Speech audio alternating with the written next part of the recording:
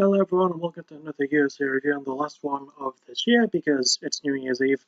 Yeah, UFC 219, Cyborg versus Holm for the featherweight championship with Cyborg going in as the champion and Holm challenging her at the T-Mobile Arena in Paradise, Nevada in the US of eh. And we're just going to get into the card, so let's do that. So we start off with a pretty decent fight, Luis Smolka versus Mateus Nicolau, and Nicolau won by unanimous decision. And it was an exciting enough fight, started off things really well, so I'm going to give it enough. I feel like Nicolau did do enough to win. Smolka has had a really big layoff, but I think he did well enough where it mattered. But Nicolau definitely showed he really impressed me because I've never really seen him fight before, or if I don't remember seeing him fight before.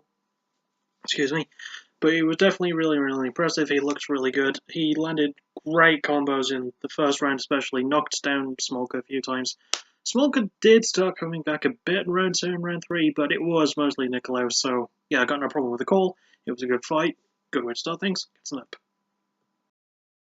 Next up was another pretty good fight between Marvin Vettori and Omari Akhmedov, and yeah, it gets an up. I feel like the call they made was the kind of the right one. It was a majority draw with one judge voting in favour of Vettori, but the other two voting that the fight was a draw. Yeah, I thought it was a pretty decent fight. Like enough back and forth. Murray had a huge smile on his face for the whole thing, and Vittori just looked really good in there. Like they both looked really amazing. Neither of them really came out as a winner or a loser because it was a draw. But yeah, there's really not many complaints about this one. Gets an up, so it's 2-0. Yeah, it was alright. It was good. Unfortunately, we do then reach the first down of the night between Miles Jury and Rick Glenn. I don't have a problem with the call. I feel like Miles Jury did do enough to win. But in comparison to the fight between Vettori and Akhmedov before it, this one really wasn't exciting. I feel like the crowd, as small as it was at the time, because this is the prelims, it was kind of winded out from saying Jury won by unanimous decision, if I remember correctly. What am I saying if I remember correctly? I have the wiki page open. Yep, he did. But yeah, he did. I feel like Jury did do enough to win. But this fight was not really exciting, especially considering that it had Miles Jury in it, who was really good.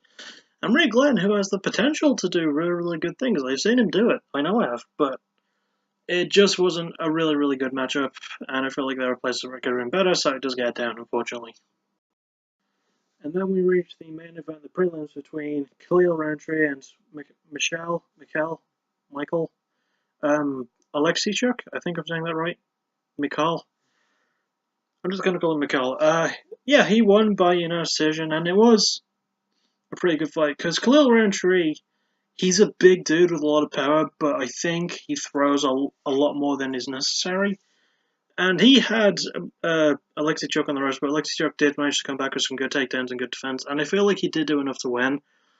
I don't think the fight was all his own. I would have accepted that as a split decision or a unanimous one, but that's just me. I thought this fight did alright. It gets a cautious up. It was a decent way to close out the prelims. Not really many problems, but nothing that really jumped out at me and excited me. So, yeah, it was alright. It was okay. Catch up. We move on to the main card now. And we kick off the main card with a pretty damn good fight between Carlos Condit and Neil Magny. I liked it. Catching up. Carlos Condit returning for the first time in 16 months, I think, is when they said. Even though he lost, he still had a really good showing. But I feel like, especially considering how exciting Magny and Condit are, I'm still giving this fight an up, by the way. But I feel like with how exciting they both are, this could have been the fight of the night, and it just wasn't. There was just something that didn't really click there, and it wasn't really all that entertaining, but it was good enough. Magny did do enough to win. Yeah, it was M1, I was just making sure. But yeah, it was. I don't know why I'm saying that like I can't remember, because I did actually watch it earlier. Anyway, yeah, Magny did enough to win. It gets an up just because, really. I liked it. I like Neil Magny. I like Carlos Condit. They're both really good. Good fight. Good way to start off the main card. Gets an up. We then reach another big up between Carlos Esparza and Cynthia Calvillo, what was probably the second best fight of the night. They put on a hell of a show. I really, really enjoyed seeing it. Even though it dwindled quite a bit in the third round, it was really, really good back and forth, and Esparza did do enough to win by, decision. I really, really liked it. I thought it was a good fight. Uh, yeah, it gets an up, so that's 5-1. I liked that Carla did enough to win, and I like seeing her win because I think she's really good. And Cynthia Calvillo is not going to suffer from this loss because she's had a pretty good run in the UFC so far. I think she's still going to do well for herself. So yeah, no complaints really. Solid fight. Really, really exciting. Gets an up. We then move on to the second day of the night, which is kind of weird because it's one of the only finishes on the card. Between Mark Diakese and Dan Hooker, and Dan Hooker won by submission due to guillotine choke 42 seconds into the third and final round. The finish isn't my problem, it's just that the third round was the only one that was worth talking about, not just because that was a finish, but because Mark Diakese started actually using his speed to try and fight, which he should have been doing from the start, but he just wasn't, and he was definitely losing the fight up until that point anyway. Hooker is a lot taller, which is kind of a given because he is normally a lightweight, but he came in as a featherweight, so that's quite a decent cut, but he looked really good as a featherweight, I have to admit. And he did do enough, he got the win, but this fight still gets it down because it was really unexciting up until that point.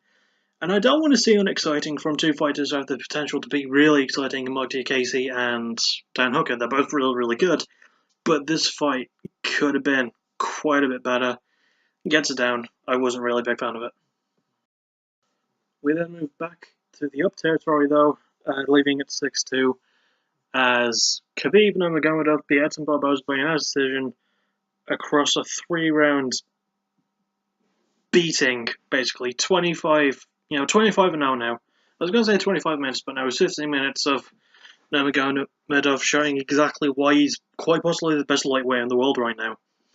He out-wrestled Barboza. He landed beautiful ground and pound. He outstruck him. Barboza did land really good kicks in legs and body, though, but Khabib just walked through him, shrugged him off, and managed to get his hands on Barboza, took him down, beat the crap out of him. Didn't get a finish, but he did get Performance of the Night bonus, even though it went the distance. And I don't know why, but I really like it when, if a fighter goes the distance, but he does really, really well and he gets Performance of the Night anyway. I've always been a big fan of that, because it shows, like, yeah, you could give someone who got the knockout with a submission a Performance of the Night, you could give that to them. But what about the fighter that gives the best performance throughout, like, three 5-minute rounds or 5 5-minute rounds, What if they do that? I feel like that's more important, and that gets a bonus up. Fuck it, 7-2 now. But yeah, Nurmagomedov showed how good he is, and Barboza is not going to suffer too badly. Even though he hasn't had a good run lately, he's been doing really well, so I don't think he's going to be going away anytime soon, which is good because I like Barboza. But yeah, really good showing from Nurmagomedov. Well deserved performance of the night. The other performance of the night, by the way, went to Tim Elliott, and the only other finish of the card, as he beat Mark De La Rosa by an Anaconda choke at 1 minute 41 seconds into round 2, but I didn't get to see that fight because so many of the fights on this card went the distance, including the main event, which I'm going to get to in a moment. But yeah, really well done to him, Nurmagomedov. 25-0. He's got a challenge for the lightweight title soon. I'm looking forward to that. You can bet.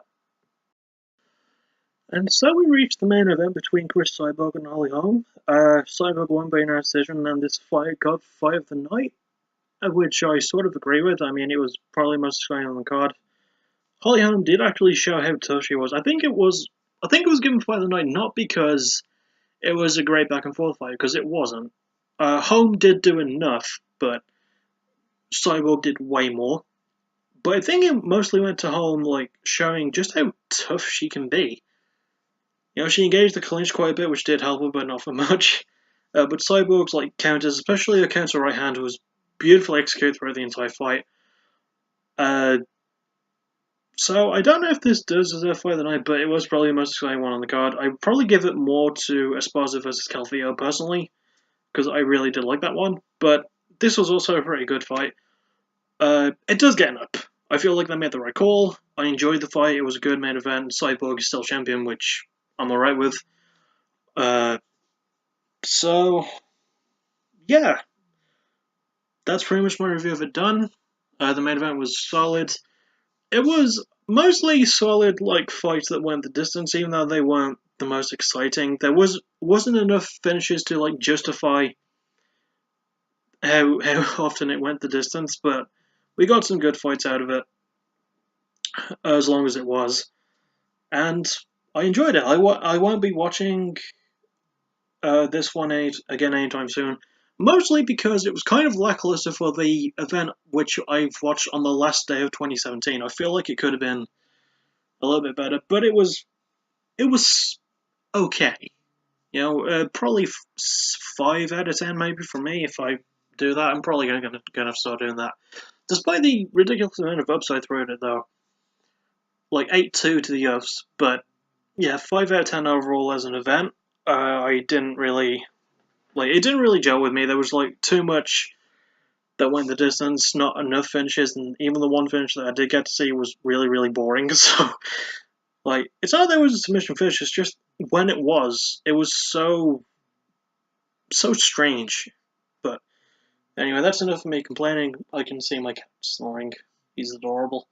And I will see you all very soon for either backtracking, What a Concept, the Stone Sarah House of Golden Bones Part 2 episode, which I really, really need to get back to work on, or a new UFC review. In fact, when is the next UFC?